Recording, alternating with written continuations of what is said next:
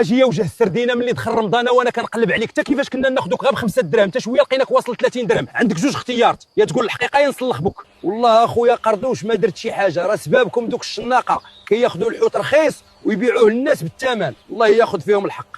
صافي اسمح لي يا اخويا ما قصدتش نجرحك، ولكن راك عارف الحاله ديال الدرويش، كاين اللي النهار كامل وما كيصورش ديك 30 درهم ويجي واحد يقول لك كيلو ب 30. حشومه وعي. متفق معاك اخويا الله يحسن العون، ولكن راه بنادم هو اللي دارها لراسو. كيفاش بنادم هو اللي دارها لراسو؟ ما فهمتش. دابا غا بيناتنا، انت مشيتي تشري السردين وقالوا لك 30 درهم، واش غتشريه؟ غنشريه حيت عزيز عليا وكنموت على شي حاجه سميتها الحوت. ها انت قلتيها، هذا انت اللي بغيتي تشريه ما بزز عليك حتى واحد. صراحه قنعتيني، ولكن اقترح عليا شي حل، راه ما نقدرش نعيش بلا ما ناكل الحوت، والمراه عندي عزيز عليها وما كنقدرش نقول لها لا. شوف ما كاينش شي حاجه سميتها ما نقدرش نعيش بلا حوت. الا بقيتي تقول هاد الهضره راك ديما غتبقى تشكى من الغلا.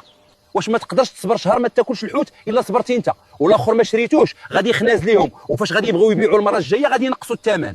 عندك الحق صراحه، حنا اللي كنديروا قيمه للحاجه وحنا اللي كنهبطوها. واسمح لي زيرت عليك ما كنتش عارف الحقيقه. يلاه معايا للدار اليوم الفطور على حسابي. A few moments later. قال لك الفطور على حسابي، راه قلت ليه ما نقدرش نعيش بلا حوت، هو ما كيبغاش يفهم راسو.